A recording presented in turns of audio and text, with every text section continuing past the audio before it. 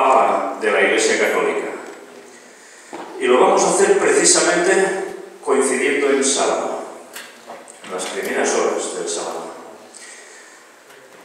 ¿Y por qué diréis una cosa con otra tiene que ver? Bueno, precisamente esta bestia es la que va a tomar partido directamente contra los guardadores del sábado. Esta bestia no va a ir contra aquellos que le hagan caso directamente, sino que va a ir contra el pueblo de Dios que quiere ser fiel a los 10 mandamientos, incluido el cuarto. Y precisamente la Iglesia Católica tiene una orden especial que es conocida como la Orden de los Jesuitas. El título que le he puesto es el Papa Jesuita, la oscura verdad sobre los jesuitas y su objetivo final. Porque los jesuitas tienen un objetivo final. Han tenido muchos objetivos a lo largo de la historia para conseguir sus fines y siguen teniendo muchos, pero tienen un objetivo final. Supongo que todos habéis visto la transición de Papa, de Benedicto XVI al actual. Y si vemos también la fotografía de la derecha, vemos unas iniciales que todos conocemos, IHS. Pues bien, son las características de distinción de esta orden. Vamos a recordar un poco la renuncia de Benedicto XVI. ¿Un mal presagio o una señal de qué? ¿Recordáis esta escena? Salió en muchos medios de comunicación. Un rayo cayendo en la cúpula del Vaticano. No es la primera ocasión en que eso sucede, ha sucedido muchas veces. Pero curiosamente llamó mucho la atención, porque rayo misterioso golpeó al Vaticano el día en que Ratzinger dijo que renuncia. Y algunos decían, ¿es un mal presagio?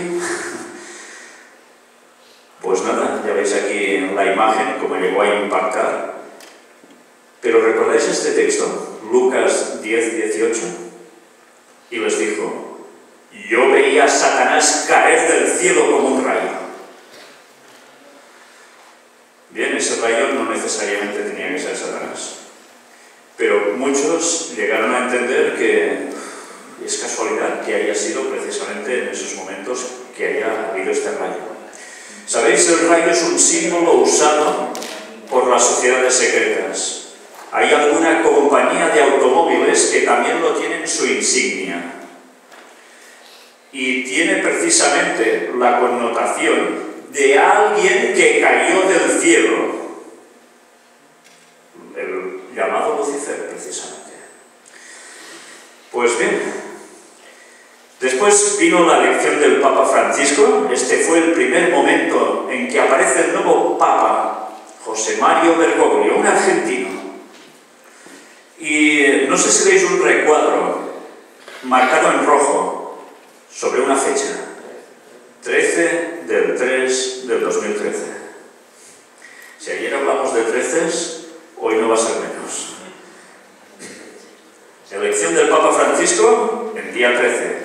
Pero fue 13 de marzo del 2013, o sea, 13 del 3 del 2013. Pues nada, ya podéis sumar. Cifra por cifra, también daba 13. ¿Recordamos qué significaba el 13? Muerte y nacimiento, cambio total, transformaciones, 12 más 1 Mesías, y en ocultismo, satanismo, Lucifer, Satanás. ¿Estos números han sido casualidades? Pues aún hubo más números cabalísticos. Fumata de fogueo, la elección del Papa sigue en el aire, se decía. Pues mirad qué aparece aquí. Si el pontífice no es elegido tras 33 votaciones, se inicia una segunda ronda donde participan los 2 cardenales que hayan obtenido el mayor número de votos en las votaciones anteriores. 33 votaciones. Y diréis, bueno, ¿y qué? ¿Qué es 33? El 11 aprobado por ley divina, el 3, número de la divinidad, de la Trinidad. 3 veces 11, da 33. O sea que ya no es aprobado por ley divina una sola vez, sino por una Trinidad. ¿Entendéis? Y cuando hablo de Trinidad en el sistema católico, no estoy hablando de la divinidad en tres personas que nosotros podemos llegar a entender y que ellos predican también, sino de la verdadera Trinidad a la cual ellos apuntan. ¿Ha habido un problema? Bueno, ya he vuelto, vale. Pues mirad precisamente unos datos más. ¿Recordáis la célebre frase, habemos papam? Bueno, lo dijo con una voz bastante distinta a la que he hecho yo, el señor que lo anunció. Y mirad qué decía aquí. El nuevo pontífice, nacido en 1936 en Buenos Aires, Argentina, ha sido anunciado desde el balcón a las 20:13. Es el primer papa jesuita, así como hispanoamericano. El nombre elegido por el Santo Padre es el de Francisco, el cual se asomó al citado balcón a las 20:23 ante miles de fieles. ¿Sabéis? Para ese entonces, yo aún tenía el gimnasio. Y en el gimnasio todas las personas que asistían sabían de mis creencias y estaban informados de muchas de estas cosas, a tal punto que cuando estaba viendo la elección, yo estaba con la gente, con los clientes. Teníamos siempre la televisión puesta, era uno de esos extraños gimnasios donde habían noticias puestas y donde el dueño del gimnasio se dedicaba a comentar las noticias en aspecto profético a la gente que allí asistía. Y deberíais haber visto a las personas mientras iban corriendo en la cinta, o mientras estaban en la bicicleta, o mientras iban haciendo musculación, como estaban esperando todos un hecho.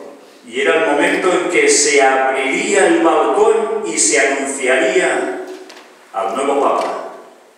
¿Sabéis por qué lo estaban esperando? Porque les había dicho, estad atentos, porque seguramente dará 13.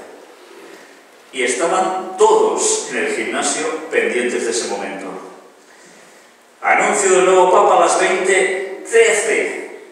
Todos estábamos pendientes. ¿Cuándo será? Ya verás, si han dicho que esto ya está a punto. ¿Será cuando dé el minuto 13? Efectivamente. El nuevo Papa sale al balcón y, ¿sabéis? Hubo una demora. No salió todo rápidamente, sino que se veía que se había encendido una luz en la balconada donde él iba a salir, pero no terminaban de salir. Y allí estábamos comentando, ¿cómo puede ser que no salga aún? Si hace demasiado rato, ya tendría que haber salido. Los comentaristas de televisión me estaban diciendo lo mismo. Estarán esperando su momento oportuno para que coincida con algo. Pues salió a las 20:23, en horario tarde sería 8:23, el cual evidentemente también dio 13. Imaginaos la reacción de personas que venían a un gimnasio, que en un principio casi ninguno de ellos era creyente, cuando vieron que las cosas que les había dicho antes se estaban cumpliendo. Y no porque yo fuera un profeta, sino porque conocemos el lenguaje que ellos utilizan. ¿Entendéis? Cuando conocemos las artimañas de Satanás, podemos estar diciendo a la gente muchas cosas que les van a destapar a ellos, los planes del enemigo. Aquí tenéis ese momento. Y mirad, una vez más nos aparece un dato. Es el primer latinoamericano, un argentino, de 76 años con el nombre de Francisco. El Papa Benedicto XVI renuncia a los 85 años. 8 más 5, 13. Elegido Papa Francisco a los 76 años. 7 más 6, 13. La elección del Papa Francisco ha sido en la semana número 11 del año. La sede papal ha estado vacante 13 días. Ni uno más, ni uno menos. Fue ordenado sacerdote de la Compañía de Jesús por Monseñor Ramón José Castellano, arzobispo emérito de Córdoba, Argentina, un día 13, el 13 de diciembre de 1969. Parece ser que el 13 y él realmente estarían muy asociados. A las 19:06 de este miércoles, la chimenea más vigilada del mundo emitía una fumata blanca. Mira por dónde, 7:06 de horario de la tarde, daba 13. ¿Creéis que todo esto eran casualidades, coincidencias o una tontería mía? Los números cantan por sí solos, ¿eh? Aunque tendrá actos públicos desde este mismo jueves, el Papa Francisco celebrará su misa de entronización el próximo martes 19 de marzo. 19 del 3, que también da 13. Como primer pontífice no europeo de la Iglesia en 13 siglos. Bueno, es que ya parece de risa, ¿eh? Siglos en un Papa no europeo, 13. Pero bien, vamos a dejarnos un poco de estos números tan casuales y tan satánicos. Papa con papa. Ya sé que para vosotros eso suena a puré de patatas o algo así. Nosotros a las papas les llamamos patata, ¿eh? Aquí tenéis un momento en que Benedicto XVI regresa al Vaticano contento y con intención de dedicarse a la oración. Mirad qué fecha, 2 de mayo del 2013. Anda, también daba 13, qué cosas. Y además fue a parar al antiguo monasterio de clausura que fue instituido el 13 de mayo de 1994. Sí, instituido un día 13. El 13 de mayo consagran el pontificado de Francisco y la Jornada Mundial de la Juventud a la Virgen de Fátima. Mira que hay días en el mes, ¿no? Tenía que ser el 13, por supuesto. ¿Por qué? Porque el 13 es cuando se aparecía la Virgen de Fátima, o sea, Satanás.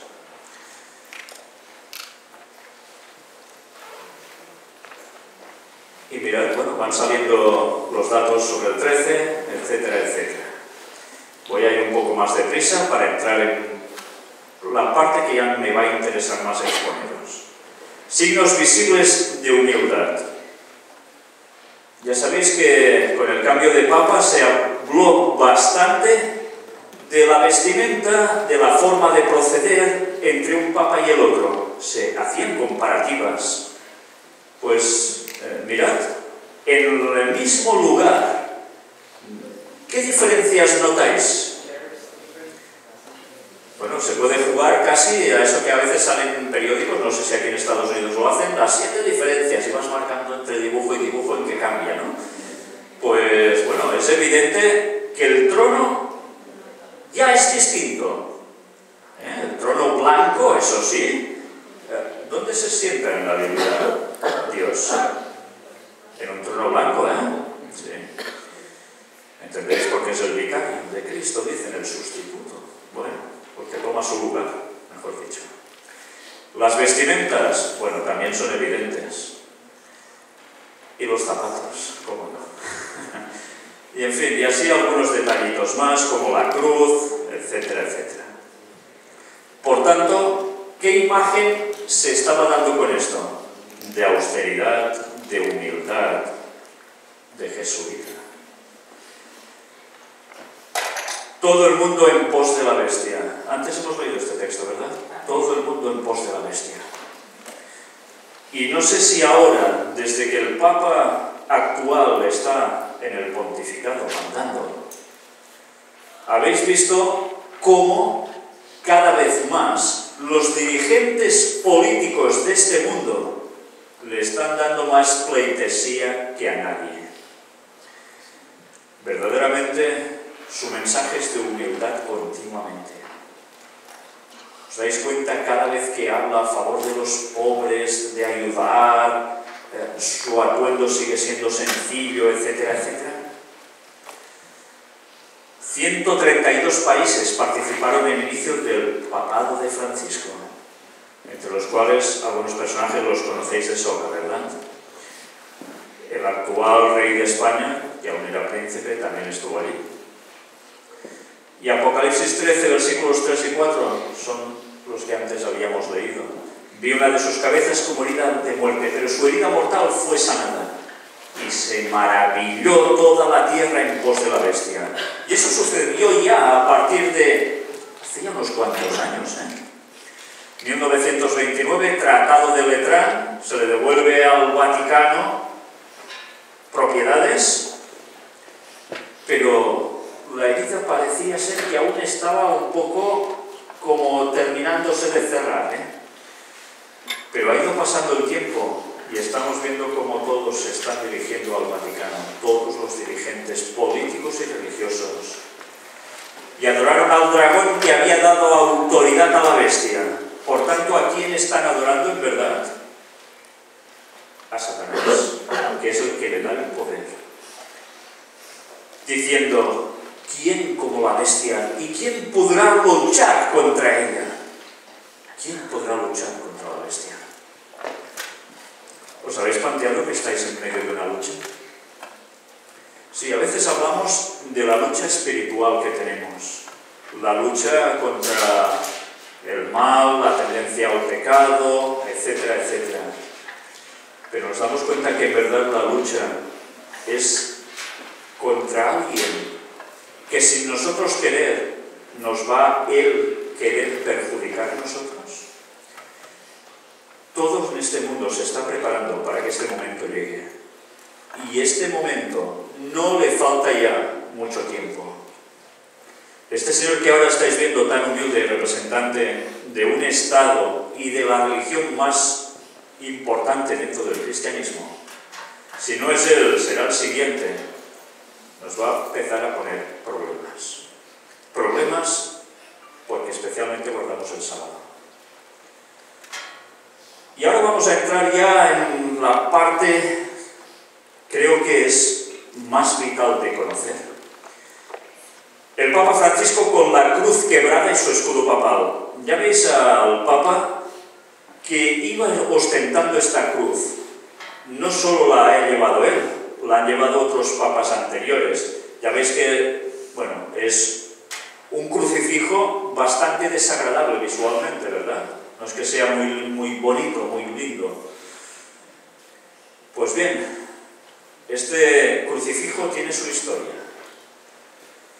Mirad que escriben en este libro, lo escribe un señor, Piers Compton, y este señor, veréis que pone en su libro La cruz partida, mano oculta en el Vaticano. Pues no os lo puedo enseñar, sí, ahora sí. ¿Sabéis? Este autor es católico, católico romano, y mirad que llega a decir él. Este crucifijo torcido es un símbolo siniestro, usado por los satanistas en el siglo VI, que había sido revivido para la época del Vaticano II. Esta era una cruz torcida o rota, en la cual se mostraba una figura repulsiva y distorsionada de Cristo, que los practicantes de la magia negra y brujos de la Edad Media habían usado para representar el término bíblico marca de la bestia. Así, no solo Pablo VI, sino sus sucesores, llevaron ese objeto y lo sostuvieron para que fuera reverenciado por las multitudes. Y esa es la cruz con la que tantas veces aparece también él. Y esa cruz la recuperaron en el Concilio Vaticano II, 1963. Duró bastante tiempo. ¿Cuál fue el objeto de hacer precisamente ese concilio? La apertura del catolicismo hacia las demás religiones, el ecumenismo. Fue el momento clave en que la bestia iba a preparar sus trampas perfectas para que todo el mundo protestante y otras religiones vayan a caer en sus redes. ¿Sabéis que el Papa es jesuita? Por desgracia, muchas personas no saben nada de la historia de los jesuitas. Es más, aquí no lo sé, pero si en España a veces ponéis televisión, veréis que aparecen a veces algunos jesuitas y están muy bien considerados. ¿Por qué? Porque son gente de un gran intelecto. Son los mejores cerebros que podáis encontrar normalmente. Una gran capacidad mental la suya. Personas realmente listas. ¿Y por qué creéis que personas así han sido expulsados de muchas naciones? Pues si hacemos un repaso de la historia, aquí tenéis muchos datos, veréis cómo continuamente estaban siendo expulsados de distintos países porque hacían algo que gustaba poco a los gobernantes, y era ir subiendo escalafones, ponerse entre ellos y llevar a cada gobierno de cada país donde ellos estaban a los pies de Roma. Y eso no gustaba mucho a los gobernantes. Como consecuencia, Aquí podéis encontrar historia que vale la pena que conozcáis de cómo debían irse de más de un país. Y además sus tierras eran expropiadas, sus propiedades, porque curiosamente allí donde llegaban en poco tiempo iban consiguiendo propiedades y propiedades. ¿Y sabéis cómo trabajaban normalmente los jesuitas? Buscando a los niños, buscando a los más jóvenes. Sí, a los más jóvenes. ¿Por qué? Porque hacían centros donde la educación era dirigida especialmente a los jóvenes. ¿Y qué iban a conseguir con la educación? ¿Sabéis? Son realmente buenos enseñándolo. Y son tan buenos que llegaban a considerarlos los mejores dando instrucción escolar a los niños, después universitaria, lo que hiciera falta subiendo en los estudios. Pero con todo ello iba incluido algo más. Ponerles, inculcarles los conceptos para que todos terminaran aceptando el catolicismo como su religión y se pusieran en manos de Roma. Y de allí ellos también hacían recaptación de los mejores cerebros que encontraban estudiando entre ellos. Y así iban nutriéndose de las personas más capaces que después veréis que llegaban a hacer. En España la Compañía de Jesús quedó en situación de ilegalidad como consecuencia de la aplicación del artículo 26 de la Constitución de la Segunda República Española de 1931, relativo al cuarto voto de obediencia al Papa. 1931. Curiosamente, ellos son expulsados en ese año y muy pocos años después, del 36 al 39, se produce la Guerra Civil Española. Yo no sé si lo sabéis, pero curiosamente donde son expulsados poco tiempo después, hay guerra en ese país. ¿Por qué creéis que es? Venganza. Es su venganza. ¿Y qué es el cuarto voto de obediencia al Papa? ¿Habéis oído hablar de ese cuarto voto de obediencia al Papa? Pues vamos a verlo. Primero de todo, ayer alguien me estaba bromeando, mira, voy negro como el Papa Negro, ¿no? ¿Alguien lo recuerda esto, Pues hay dos papas, sí. Y no es que sea el emérito, que es Benedicto XVI, y el actual, sino hay uno que es el papa que todos vemos siempre saliendo en el cochecito, el papamóvil, etcétera, etcétera. Y tenemos al otro, que seguro que muchos de vosotros ni sabíais que existía. Este señor, vestido de oscuro, es conocido como el Papa Negro.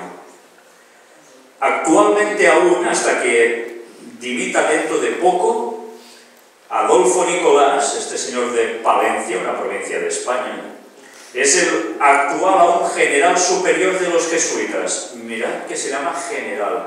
Cuando oís general, enseguida ¿a qué lo relacionáis? A formar, porque es el general, cuidado.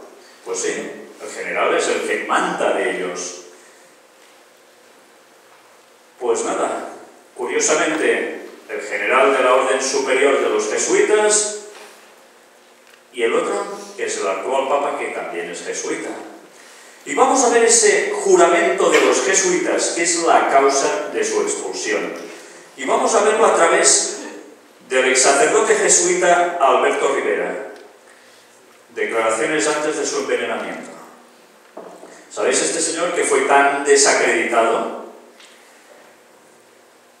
Resulta que tuvo que mostrar hasta su carnet de identidad, su documento nacional de identidad, para demostrar que aparecía pues vestido con su sotana, con su cuello marcado de sacerdote católico, porque dijeron que él jamás había sido eso. Pues bien, este señor se arrepintió y se apartó de seguir en la orden jesuita, y fue muy valiente. Fue capaz de desvelar secretos de esa orden, la cual cosa le costó la vida, por envenenamiento. La muerte más utilizada en los asesinatos de los jesuitas. Mirad que dice su juramento extremo. ¿Lo habíais oído alguna vez, su juramento extremo? Vamos a verlo con detalle, porque ahora no somos conscientes y vemos a este señor de papa, etcétera, etcétera, y decimos, mira, qué buen hombre, cómo ha ayudado a los demás, y qué bien habla, y cómo está por el pueblo. Pues ese señor ha hecho este juramento. ¿Y qué nos dice? El propósito de la orden jesuita, formalmente establecido por el Papa en 1540, es destruir la reforma protestante. O sea, ¿a quién?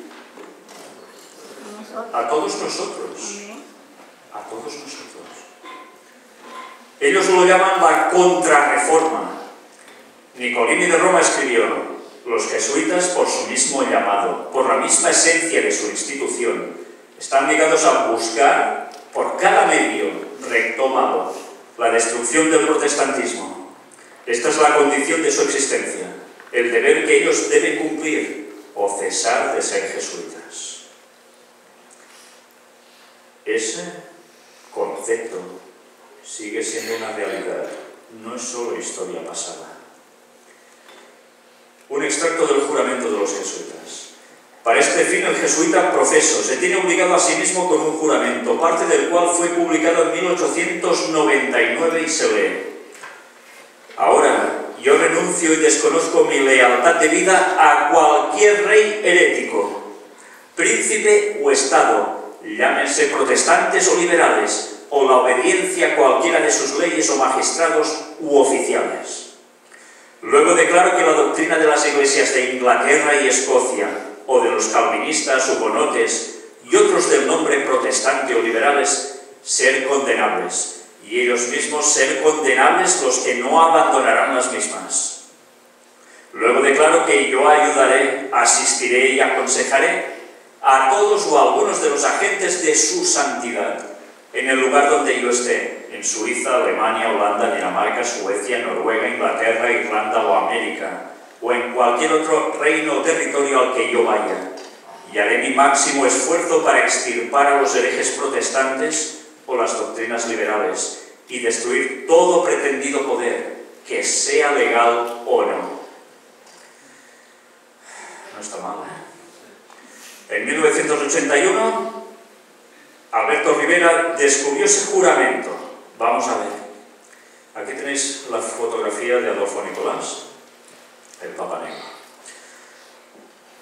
Ceremonia de introducción y juramento extremo de los jesuitas, dado por un jesuita de rango menor cuando él está por ser elevado a una posición de comando. Habla el superior: hijo mío, hasta aquí tú has sido enseñado para actuar como el disimulador entre los católicos romanos, para ser un católico romano y para ser un espía aún entre tus propios hermanos, para no creer a ningún hombre, para no confiar en ningún hombre, entre los reformadores, para ser un reformador, entre los hugonotes, protestantes franceses, ser un hugonote, entre los calvinistas, ser un calvinista, entre los protestantes, aquellos que protestan y están en desacuerdo con la institución católica romana, generalmente ser un protestante, y obtener su confianza, y buscar aún predicar desde sus púlpitos, y denunciar con toda la vehemencia, emoción violenta, en tu temperamento a nuestra santa religión y al Papa, y aún descender tan bajo como para llegar a ser un judío entre los judíos, para que tú puedas estar habilitado a reunir toda la información para el beneficio de tu orden como un fiel soldado del Papa. No está mal, ¿eh? No está nada mal. O sea, en definitiva, ¿qué iban a hacer? Infiltración. Infiltración haciéndose pasar por el grupo donde ellos estuvieran. Y entonces podéis pensar, ¿habrá sido infiltrada la Iglesia Adventista?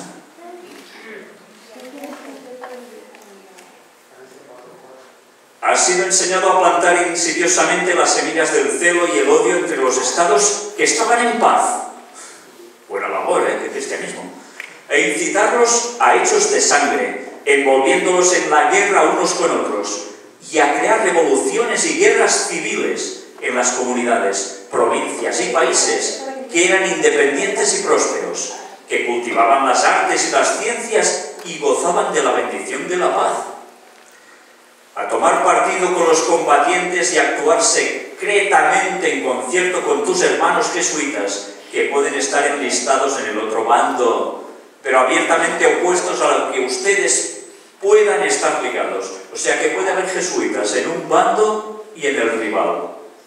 Y estarán trabajando para generar confrontación. ¿Entendéis ahora también la carta de las 3 guerras mundiales?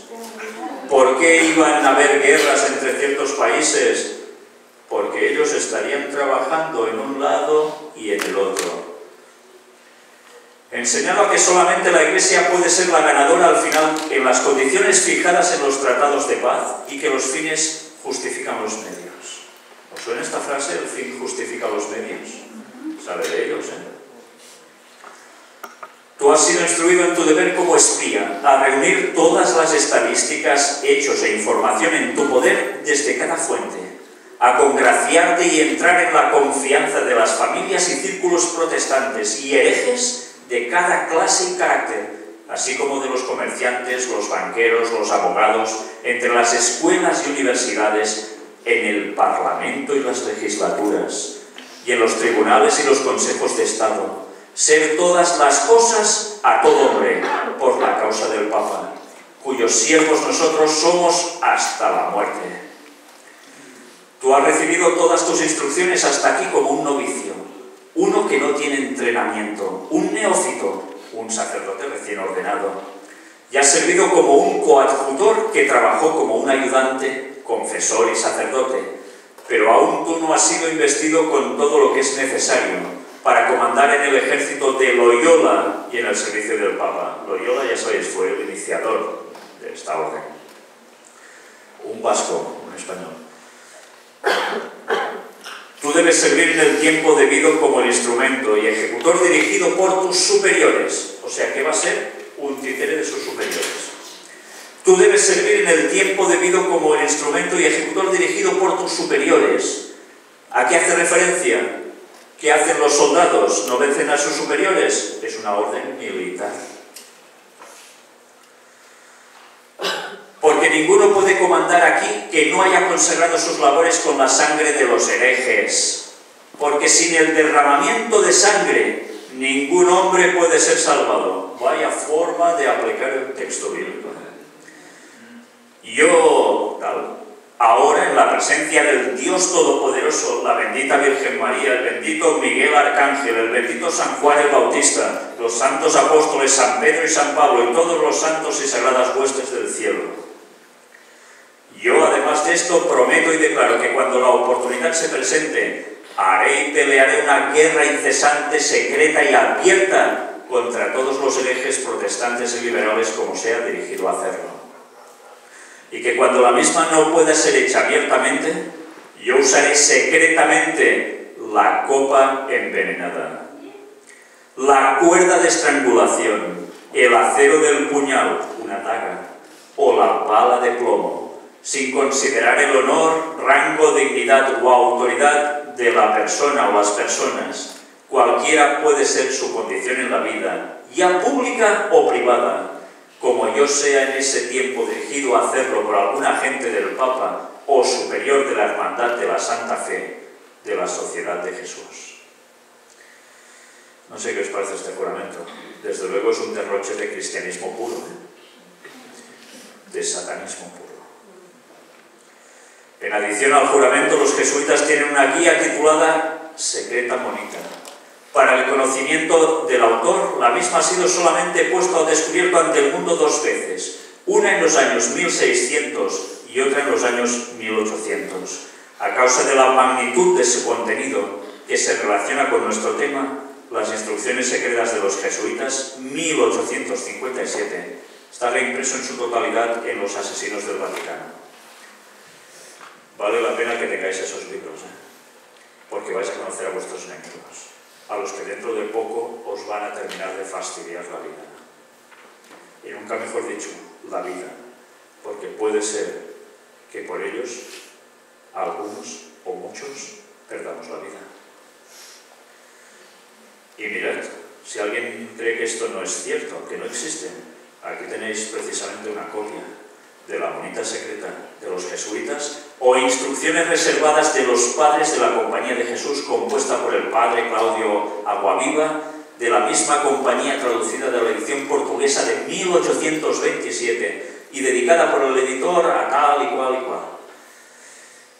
En fin, no son bromas, esto existe, y estos siguen siendo sus juramentos, sus creencias.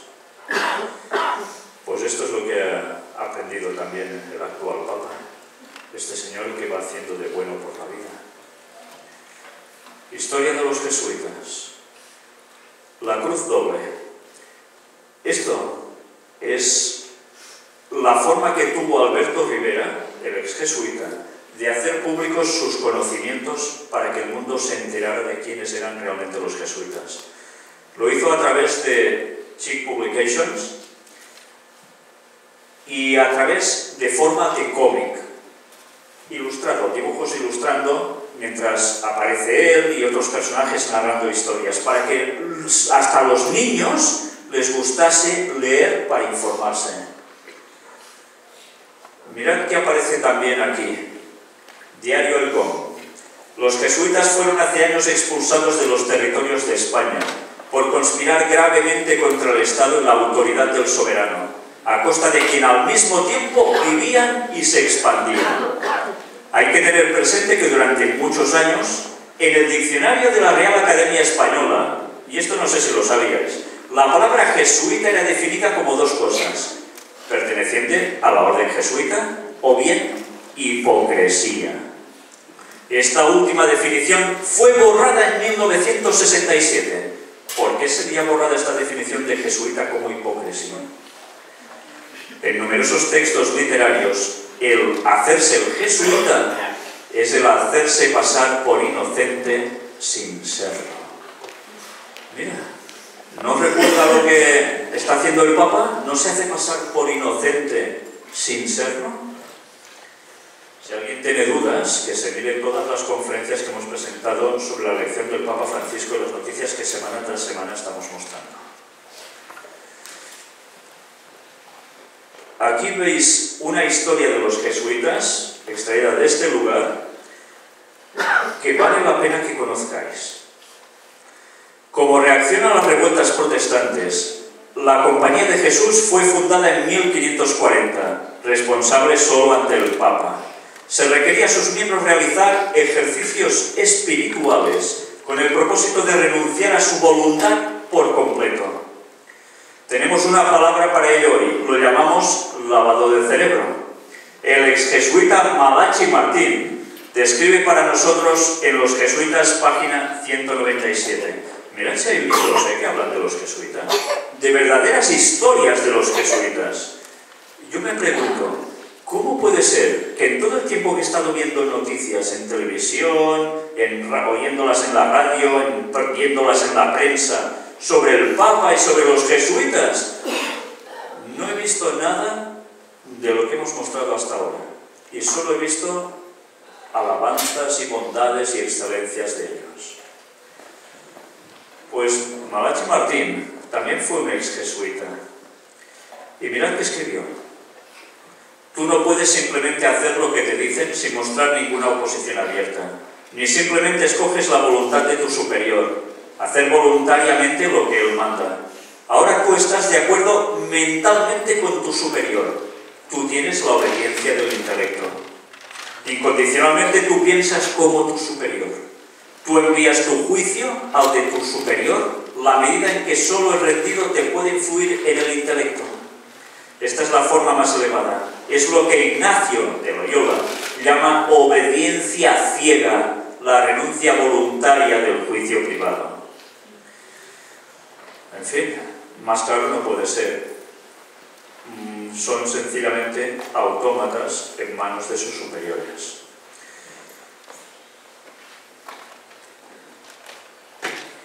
Por cierto, os quería comentar esto de ejercicios espirituales. ¿Sabéis qué son los ejercicios espirituales?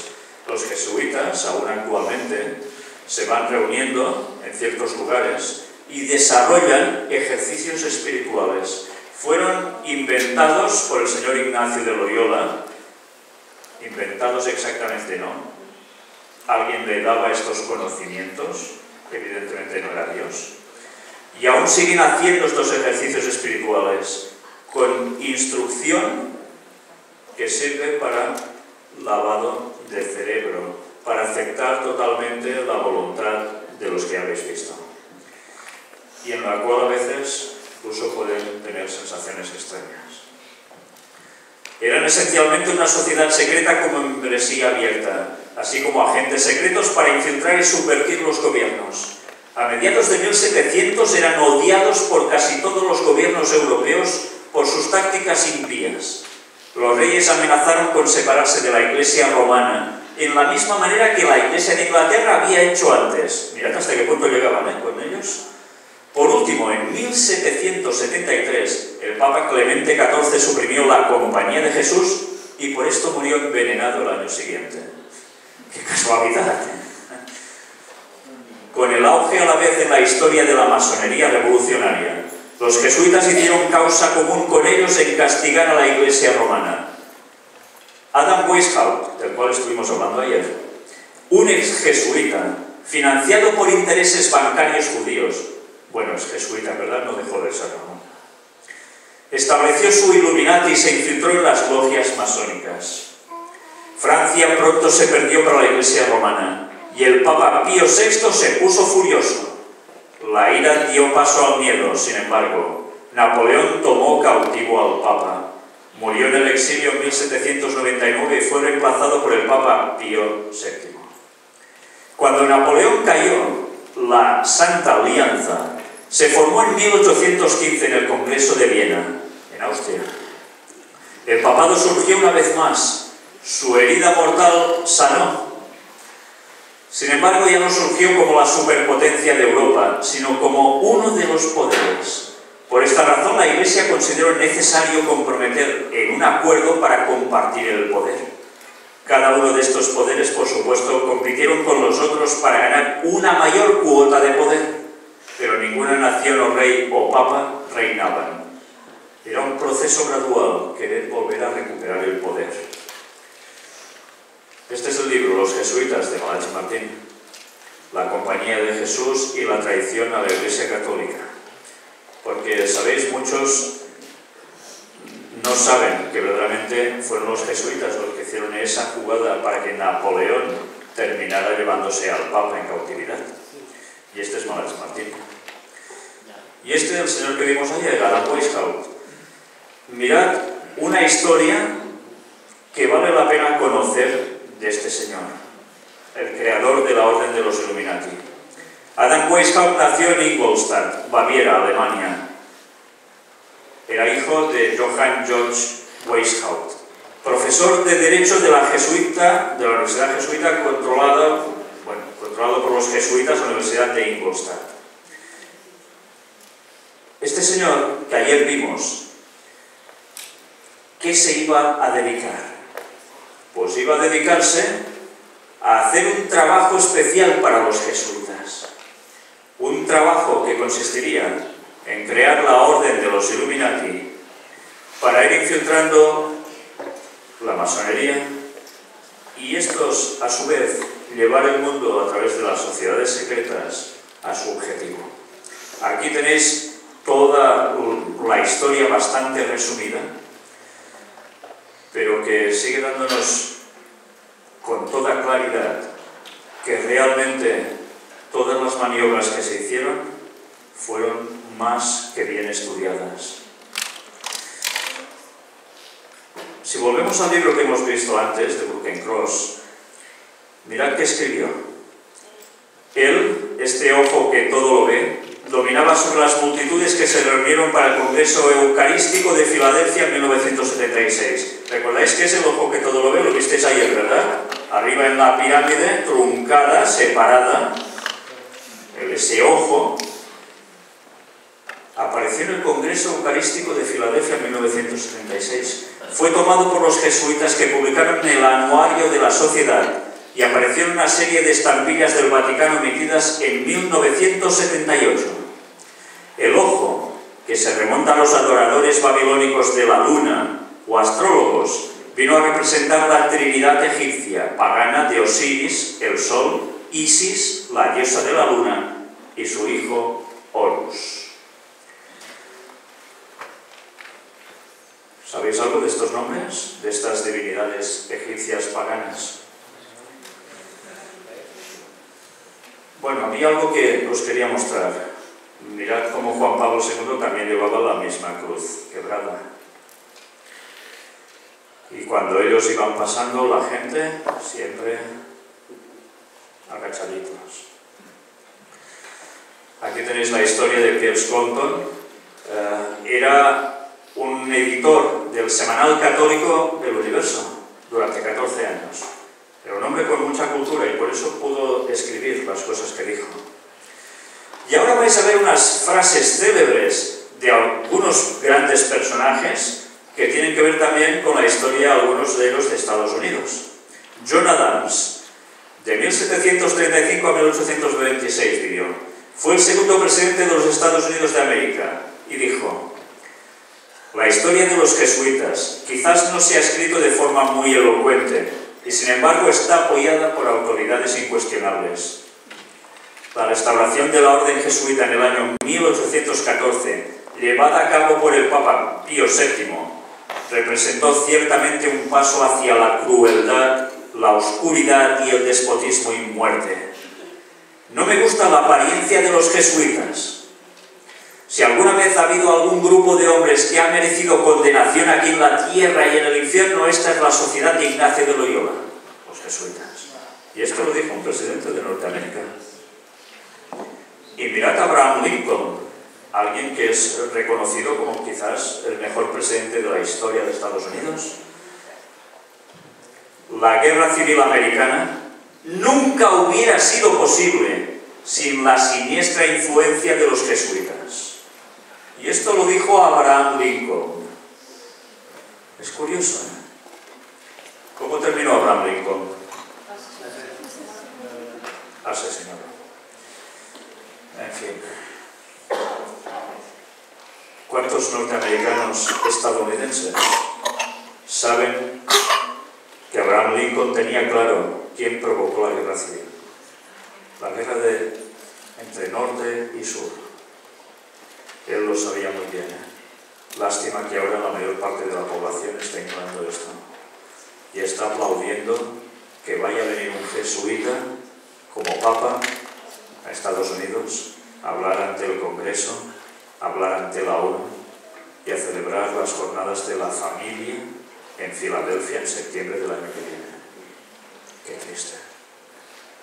Ignorar la historia es lo que hace cometer los mayores errores al ser humano, porque se vuelve a tropezar en la misma piedra. ¿Recordáis al inventor del telégrafo? El señor Samuel Morse. Todos lo recordáis porque como se corrían las voces en esa época, así. Los jesuitas son una sociedad secreta, como tipo de orden masónica, pero con sobreañadidas horrorosas y detestables características, 1000 veces más peligrosa. O sea, si unos son peligrosos, pues los otros ya ni te hablo. Mirad instrucciones secretas de Loyola. Las siguientes son algunas de las instrucciones secretas dadas por el fundador de los jesuitas.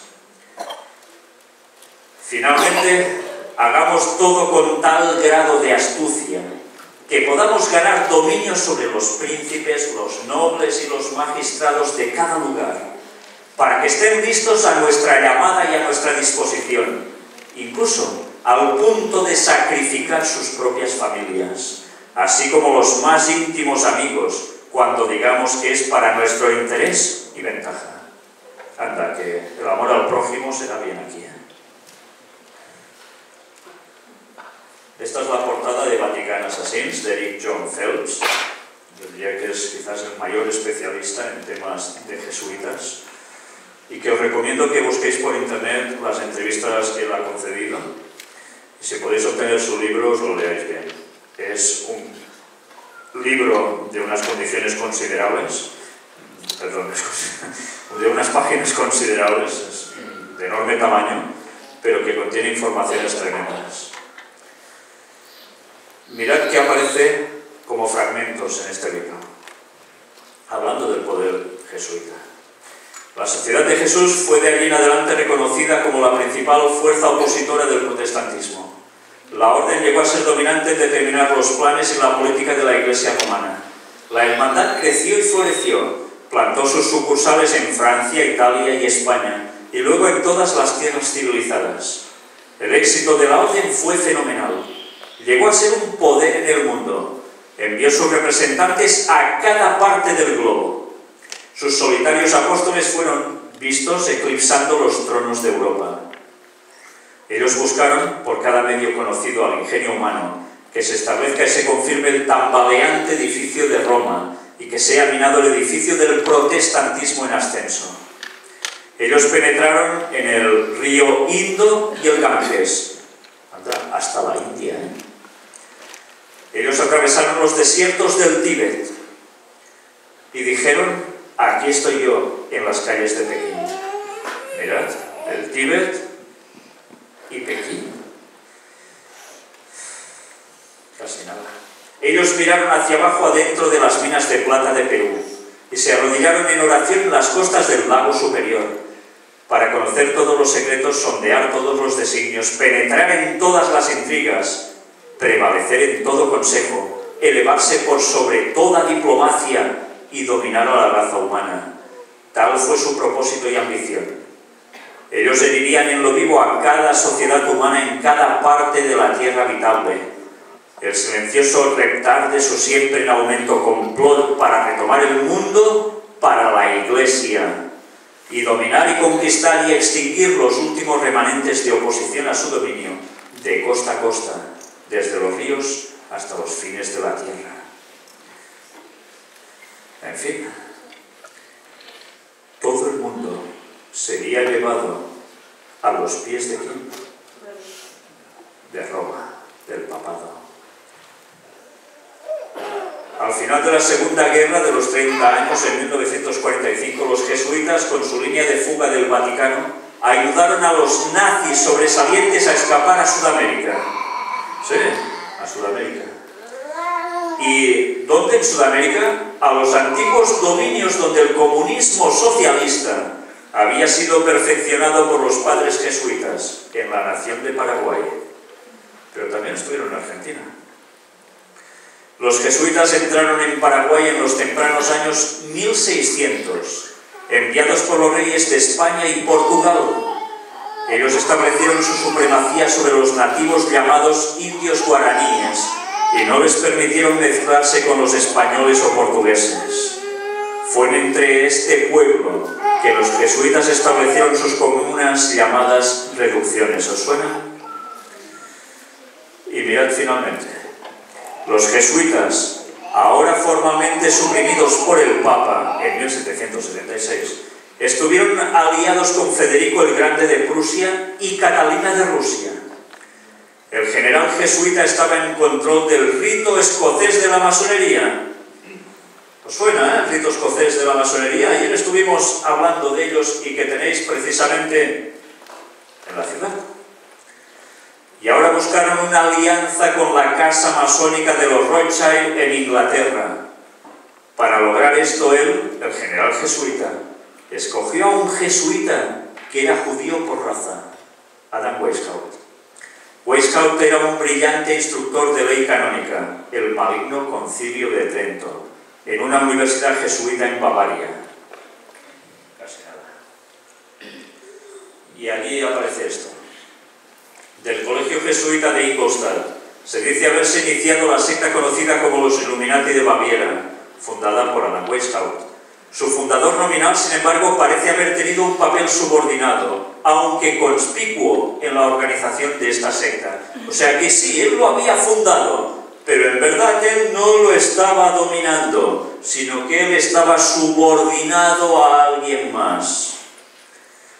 El 1 de mayo de 1776, La Orden de los Illuminati fue oficialmente fundada en el antiguo fuerte jesuita de Bavaria, en Alemania. La compañía ahora usaría la casa judía de los Rothschild para financiar la Revolución Francesa y el surgimiento de Napoleón el masón, con su consejero entrenado por los jesuitas. Mirad, tenía un consejero entrenado por jesuitas.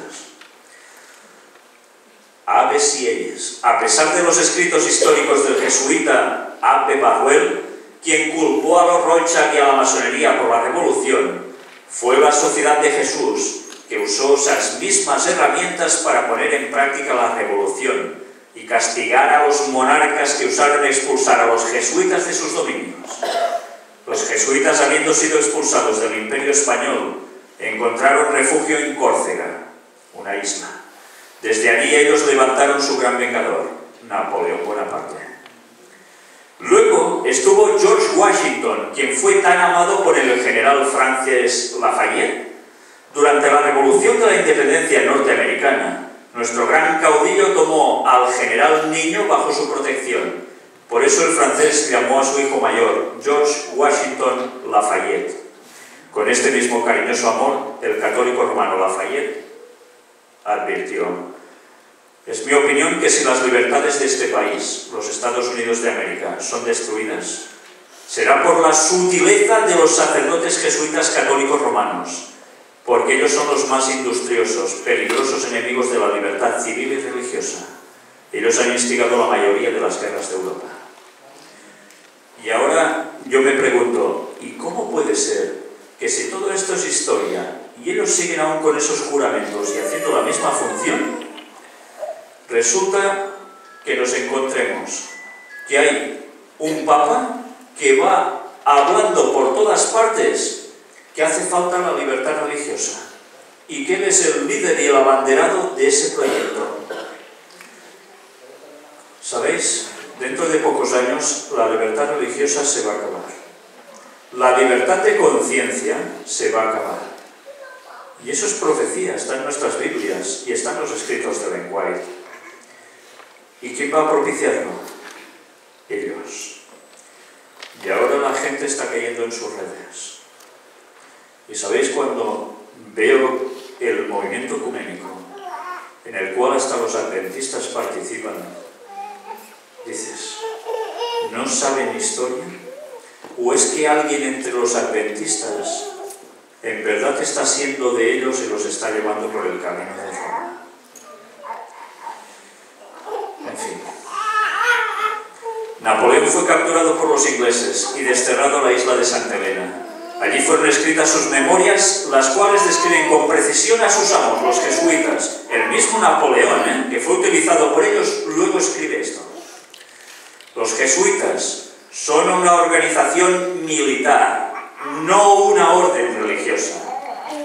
Su jefe es un general de un ejército, no el mero padre abad de un monasterio.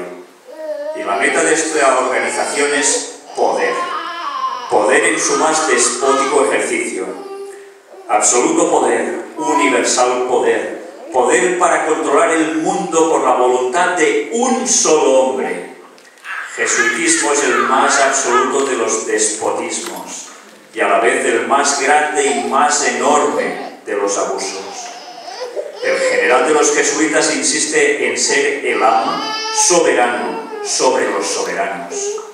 Donde quiera que los jesuitas son admitidos, ellos serán amos, cueste lo que cueste. Su sociedad es por naturaleza dictatorial y por lo tanto es el enemigo irreconciliable de toda autoridad constituida. Cada acto, cada crimen, aunque sea atroz, es una obra meritoria si se comete para el interés de la sociedad de los jesuitas o por la orden del general.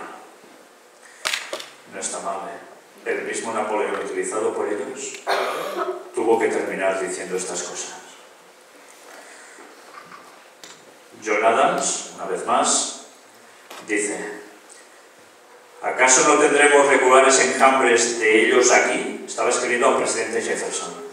En tantos disfraces como solamente un rey de los gitanos puede asumir, vestidos como pintores, editores, escritores y maestros de escuelas. Si hubo aún un cuerpo de hombres que merecieron la condenación eterna sobre la tierra y el infierno, esa es la sociedad de los de Loyola. ¿Qué hacían? Se hacían pasar por cualquier cosa. Disfraces. Servían como si fueran maestros, como si fueran pintores, como si fueran lo que fueran. Porque sabían hacer eso. Pero teóricamente no eran jesuitas. Y lo eran. En fin. Aquí más frases del mismo Abraham Lincoln.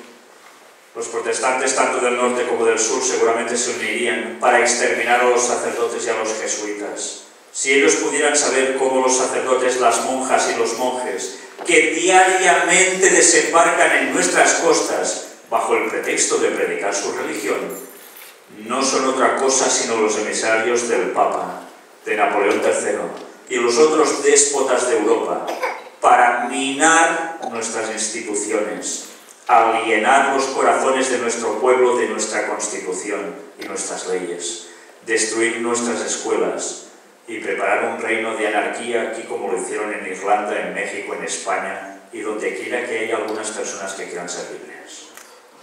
Y ahora resulta que las mejores universidades que tenéis en Estados Unidos, las que hay en España, son de los jesuitas. ¿Y quién se forja allí? Los grandes abogados, muchos de los políticos y algunos de ellos que terminan siendo presidentes. Os recomiendo este libro, Los terroristas secretos. Y os recomiendo que si podéis, traigáis a este señor, el pastor adventista Bill Hughes, autor de Los terroristas secretos. Pastor adventista que creo que ya no está en la institución, en la denominación oficial, creo que ya no está. Porque le dijeron que dejase de hablar de estas cosas. Y él, pues como que no hizo caso. Es un libro muy estrechito, muy pequeño, pero hace un resumen rápido de gente que fue asesinada por los jesuitas y personas muy, muy influyentes en este mundo. Y ahora, el libro que siempre os voy a recomendar, ¿cómo no? Es el libro que leí por primera vez cuando tenía 7 años, cuando entré en la iglesia, y que verdaderamente ha marcado mi vida.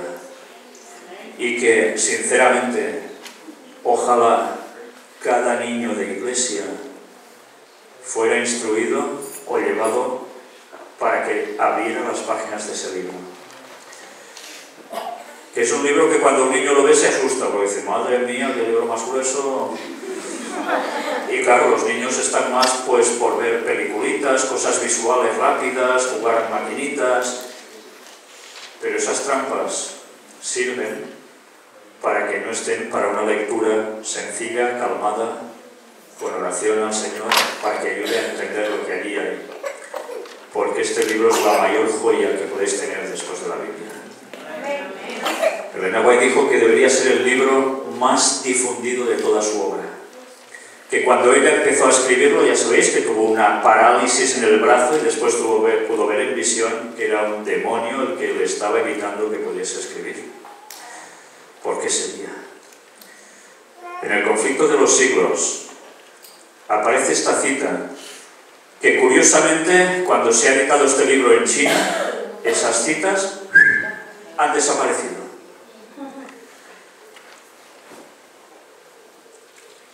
La Reforma en Francia es el capítulo. En toda la cristiandad se veía amenazado el protestantismo por formidables enemigos. Pasados los primeros triunfos de la Reforma, Roma reunió nuevas fuerzas con la esperanza de acabar con ella. Entonces fue cuando nació la Orden de los Jesuitas, que iba a ser el más cruel, el menos escrupuloso y el más formidable de todos los campeones del papado. Libres de todo lazo terrenal y de todo interés humano, insensibles a la voz del afecto natural, sordos a los argumentos de la razón y a la voz de la conciencia, No reconocían los miembros más ley ni más sujeción que las de su orden, y no tenían más preocupación que la de extender su poderío.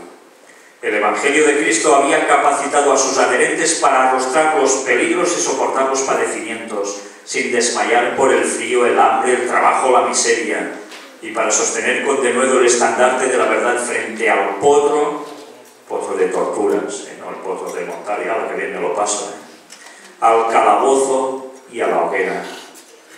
Para combatir contra estas fuerzas, el jesuitismo inspiraba a sus adeptos un fanatismo tal que los habilitaba para soportar peligros similares y oponer al poder de la verdad todas las armas del engaño.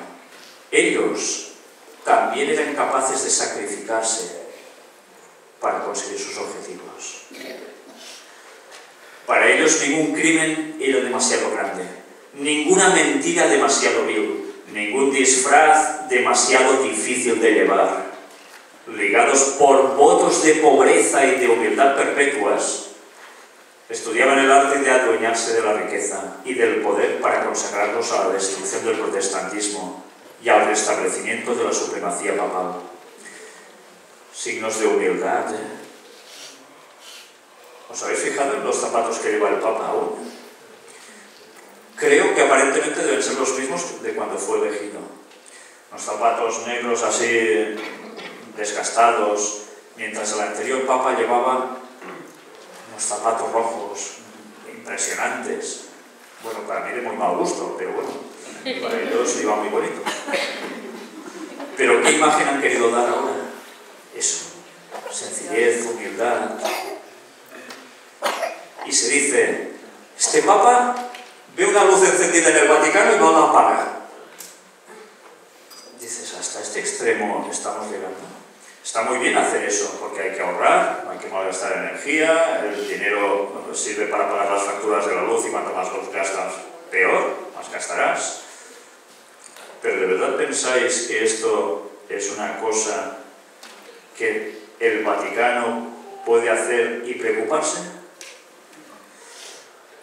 Todo es una imagen, un marketing hacia el exterior que está dando unos resultados perfectos. ¿Cuántos protestantes no están alabando al Papa?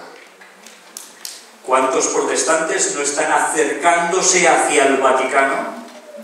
Ya desde hace años, desde el Concilio Vaticano II, y va en aumento, y ahora con este Papa ya es impresionante.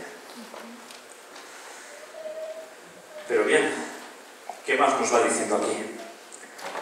Al darse a conocer como miembros de la Orden, se presentaban con cierto aire de santidad, visitando las cárceles, atendiendo a los enfermos y a los pobres, yo diría ahora también parando el papamóvil y besando a los enfermos y haciendo profesión de haber renunciado al mundo y llevando el sagrado nombre de Jesús, de aquel que anduvo haciendo bienes.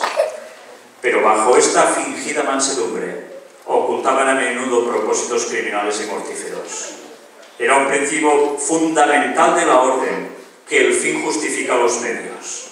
Antes lo hemos visto, Elena White decía exactamente lo mismo. Según dicho principio, la mentira, el robo, el perjurio y el asesinato no solo eran perdonables, sino dignos de ser recomendados, siempre que sirvieran los intereses de la Iglesia. Con muy diversos disfraces se introducían los jesuitas en los puestos del Estado, elevándose hasta la categoría de consejeros de los reyes y dirigiendo la política de las naciones. Se hacían criados para convertirse en espías de sus señores. Establecían colegios para los hijos de príncipes y nobles y escuelas para los del pueblo. Y los hijos de padres protestantes eran inducidos a observar los ritos romanistas. Mirad qué forma tan inteligente de trabajar, Toda la pompa exterior desplegada en el culto de la Iglesia de Roma se aplicaba a confundir la mente y ofuscar y embaucar la imaginación para que los hijos traicionaran aquella libertad por la cual sus padres habían trabajado y derramado su sangre. ¡Qué forma de trabajar tan impresionante! Los jesuitas se esparcieron rápidamente. ¿Y qué llegaron a hacer esparciéndose rápidamente? Por toda Europa Europa y doquiera iban, lograban reavivar el papismo. Para otorgarles más poder se expidió una bula que restablecía la Inquisición. No obstante, el odio general que inspiraba, aún en los países católicos, el terrible tribunal fue restablecido por los gobernantes obedientes al Papa, y muchas atrocidades demasiado terribles para cometerse a la luz del día volvieron a perpetrarse en los secretos y oscuros calabozos. En muchos países, miles y miles de representantes de la flor y nata de la nación, de los más puros y nobles, de los más inteligentes y cultos, de los pastores más piadosos y abnegados, de los ciudadanos más patriotas e industriosos, de los más brillantes literatos, de los artistas de más talento y de los artesanos más expertos, fueron asesinados o se vieron obligados a huir a otras tierras. Esta es la historia de los jesuitas.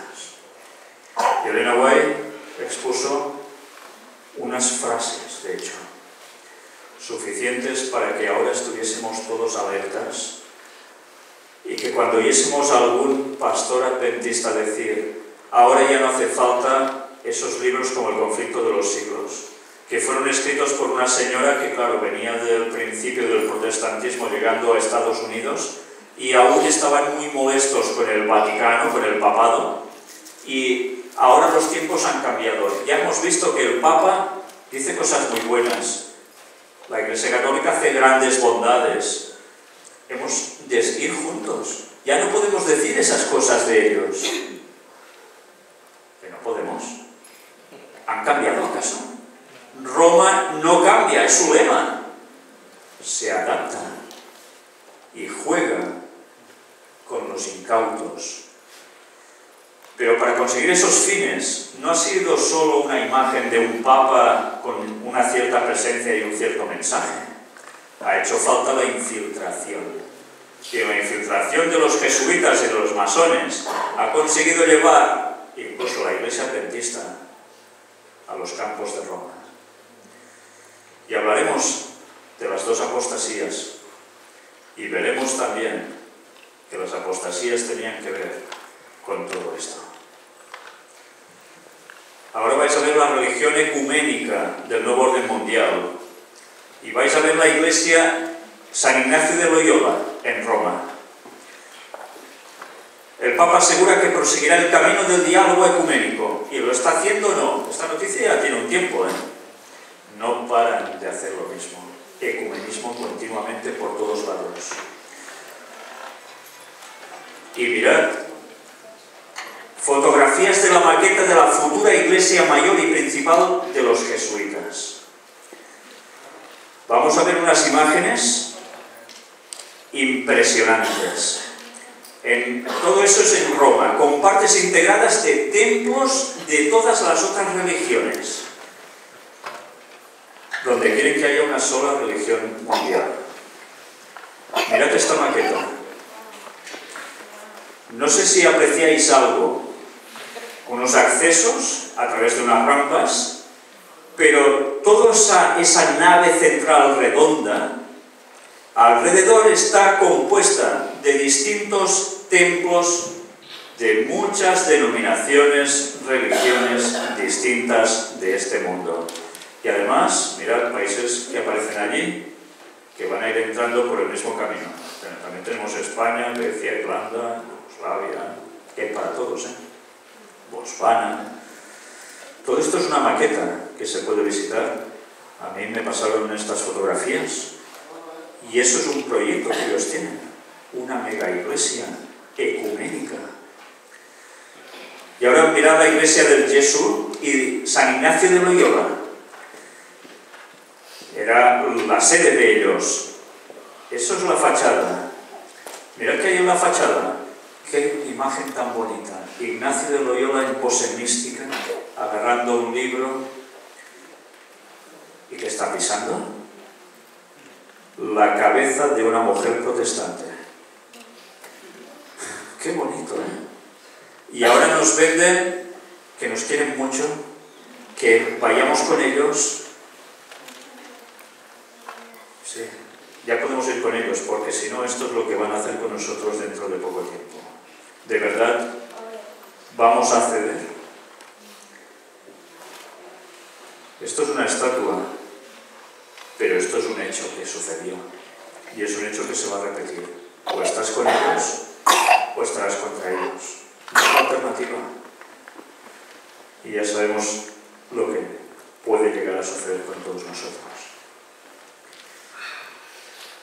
Mirad, estos son ilustraciones, imágenes que hay en esos lugares. La gran insignia IHS, con los rayos del sol expandiéndose. Todo esto es culto pagano absoluto. No sé por qué me salta la imagen. Aquí tenéis la religión flagelando a la herejía. Así se titula esta escultura que está allí. La religión toma latigazos contra la herejía. ¿Contra quién entonces? Contra los protestantes. La cara que les quedaba a los protestantes. Y mirad el emblema jesuita, IHS. ¿Os dais cuenta? Con los rayos salen hacia afuera como el sol. Mirad que unos son lineales, lisos, y otros son serpenteantes. Bien, todo esto también tiene sus significados. En las conferencias iréis encontrando todo esto. Pero no sé si os fijáis en algo más aquí. Hay 3 clavitos, ¿verdad? Pues mirad esto. Extraído de la Universidad de Navarra, que pertenece a ellos precisamente. Los signos gráficos de escritura. El alfabeto hebreo, diréis. ¿Y qué tiene que ver el alfabeto hebreo con lo que me acabas de enseñar? Pues mirad. ¿Todos conocéis ese signo hebreo? Es la 6ª letra del alfabeto. Se llama Vav.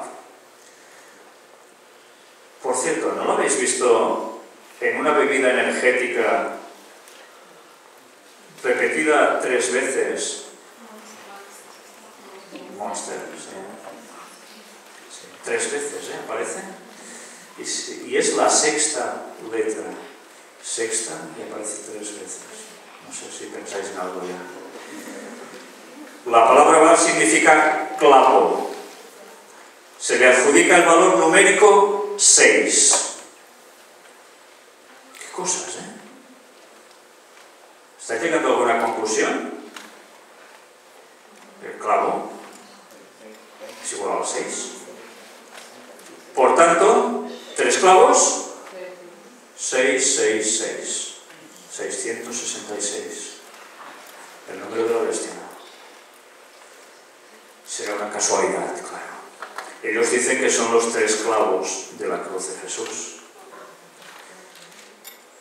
Pues bien, curiosamente, estos señores tienen este logo. Y ya no os hablo sobre el IHS y sus significados, porque todo eso lo encontraréis en las conferencias, ahora nos alargaríamos mucho. Apocalipsis 13 nos recuerda, versículos del 14 al 18. Y engaña a los moradores de la tierra con las señales que se le ha permitido hacer en presencia de la bestia, mandando a los moradores de la tierra que le hagan imagen a la bestia que tiene la herida de espada y vivió. ¿Quién hace esto? La segunda bestia. ¿Y quién es la segunda bestia? Sí, Estados Unidos. Y se le permitió infundir aliento a la imagen de la bestia, para que la imagen hablase e hiciese matar a todo el que no la adorase. Por tanto, un poder que tiene un concepto muy claro. O haces lo que yo quiero, o terminas en el ataúd. Y hacía que a todos, pequeños y grandes, ricos y pobres, libres y esclavos, se les pusiese una marca en la mano derecha o en la frente. ¿Os suena de algo esto también? Ayer dijimos algo sobre el Berichí. Todos sabemos que la marca de la bestia es el domingo. Y lo será definitivamente cuando sea obligatorio el guardar el domingo como día de reposo. Pero ciertamente para saber quién es de quién hace falta algo: ser marcados. Y que ninguno pudiese comprar ni vender, sino el que tuviese la marca o el nombre de la bestia, o el número de su nombre. Aquí hay sabiduría. El que tiene entendimiento, cuente el número de la bestia, pues es número de hombre, y su número es 666.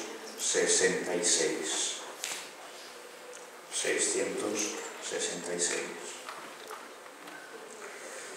El conflicto de los siglos tiene una frase que dice: que téngase presente que Roma se jacta de no variar jamás. Los principios de Gregorio VII y de Inocencio III son aún los principios de la Iglesia Católica Romana. Y si solo tuviese el poder, los pondría en vigor con tanta fuerza hoy como en siglos pasados. Pocos saben los protestantes lo que están haciendo al proponerse aceptar la ayuda de Roma en la tarea de exaltar el domingo. Mientras ellos tratan de realizar su propósito, Roma tiene su mira puesta en el restablecimiento de su poder y tiende a recuperar su supremacía perdida. Roma se jacta de no variar jamás. Por eso, cuando oigo frases de que han cambiado, ¿quién se lo va a creer? Si ellos se jactan de eso. Apocalipsis 18. Sobre Apocalipsis 18 vamos a tener el tema. No recuerdo si en esta iglesia o en alguna otra donde ya no lo sé. Es donde aparece el contenido del mensaje del cuarto ángel, Apocalipsis 18. Después de esto vi a otro ángel descender del cielo con gran poder, y la tierra fue alumbrada con su gloria. Y clamó con voz potente diciendo: ha caído la gran Babilonia, y se ha hecho habitación de demonios y guarida de todo espíritu inmundo, y albergue de toda ave inmunda y aborrecible. Porque todas las naciones han bebido del vino del furor de su fornicación, y los reyes de la tierra han fornicado con ella, y los mercaderes de la tierra se han enriquecido de la potencia de sus deleites. ¿Quiénes son los mercaderes de la tierra? Esos que se han enriquecido gracias a Roma. Pues de ellos vamos a hablar cuando tratemos ese tema. Y tienen que ver precisamente las sociedades secretas, los dueños de las grandes corporaciones mundiales. Y oí otra voz del cielo que decía: salid de ella, pueblo mío, para que no seáis partícipes de sus pecados, ni recibáis parte de sus plagas, porque sus pecados han llegado hasta el cielo, y Dios se ha acordado de sus maldades. Amén. Y tanto que se ha acordado, y se va a acordar del todo en breve, porque Cristo va a volver. Amén. Y cuando vuelva dentro de pocos años, estos señores que se están dedicando a hacer tanta maldad, aparentando hacer tanto bien, van a recibir su verdadera recompensa. Amén. Por eso es importante que todos tengamos los conceptos claros. Que cuando nos digan: mirad qué bueno es todo ir juntos, no importando la verdad, lo rechacemos. Amén. Porque la verdad es Cristo. Amén. Y Cristo y su verdad son una serie de doctrinas basadas plenamente en su palabra. Amén. Si nosotros contrarrestamos cualquiera de esas palabras que aparecen en la Biblia, lo que vamos a hacer es darles el favor a Roma. Es un tema que realmente es duro. Hablar de los jesuitas en la actualidad no es nada agradable. ¿Sabéis? Cuando presenté el tema de Papa en Girona, precisamente yo iba a empezar la conferencia pública con personas que evidentemente no eran adventistas, y justo en el pabellón de enfrente había un jesuita dando su charla, un jesuita muy bien reconocido en España, catalán también, por cierto, y que la gente estaba esperando su charla para ir allí en masa, porque está muy bien considerado. Pues bien, mientras él decía eso allí, yo iba a decir, en el lugar donde estaba, quiénes eran en verdad los que se hacían pasar por lo que no son y que están consiguiendo elevar también a ese país a un objetivo para darle el poder total a Roma allí. Pero bien, nuestra labor sigue siendo dar el mensaje. Amén.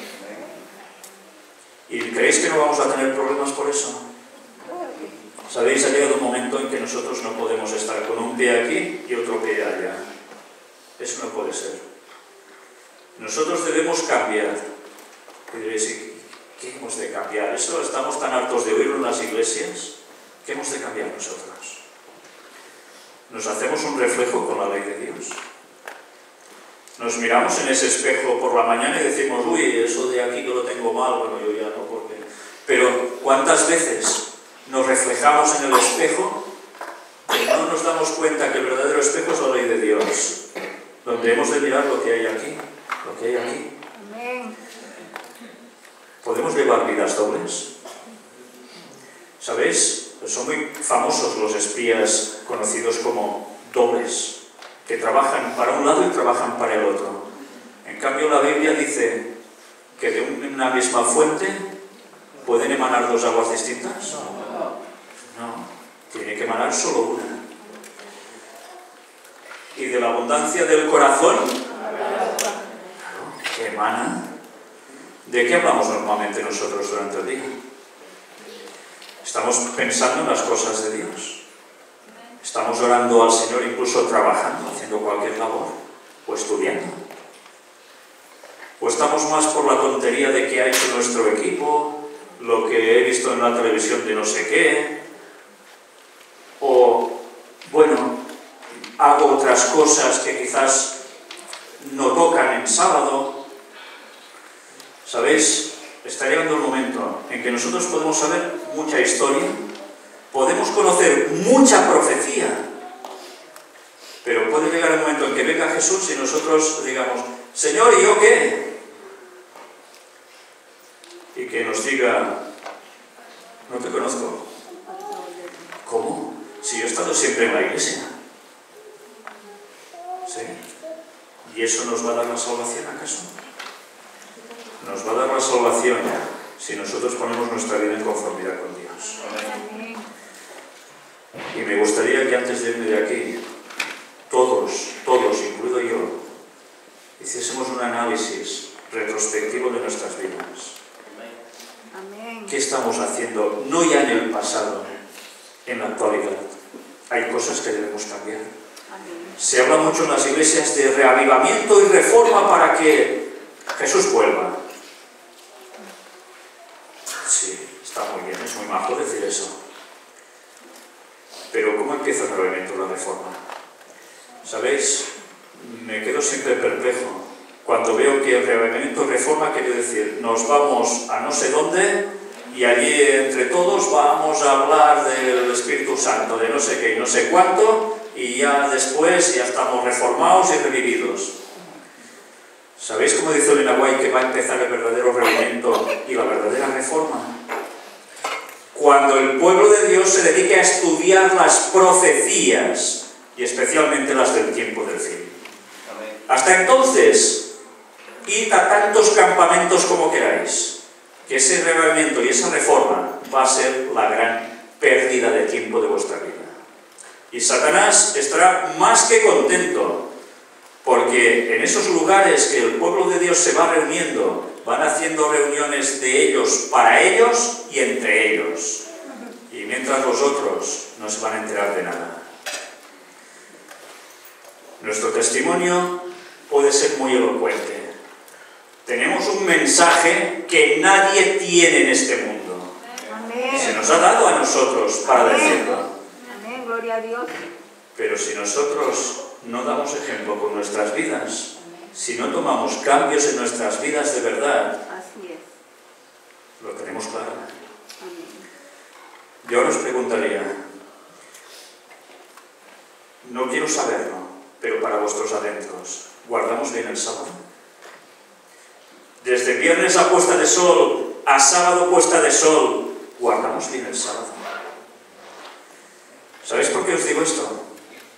No porque a mí personalmente me interese nada de si lo hacéis o no lo hacéis, para meterme en vuestras vidas, sino porque Elena White tiene unos escritos que nos dice que el pulso del pueblo de Dios y de cada cristiano es cómo se guarda correctamente el sábado.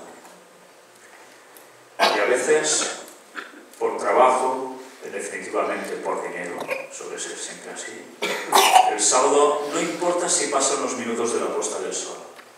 Y luego se dice, bueno, pero la otra excusa, es que si no hago eso, pierdo el trabajo y no puedo pagar mis cosas. ¿Y la fe dónde está? ¿Y Dios, que tanto hablamos de Él, dónde está para ayudarnos? ¿No existe? Mirad si es importante eso. Y podemos hablar del sábado y podemos hablar de cualquier otra cosa. Ha llegado el momento en que nosotros debemos vivir para dar un mensaje. Amén.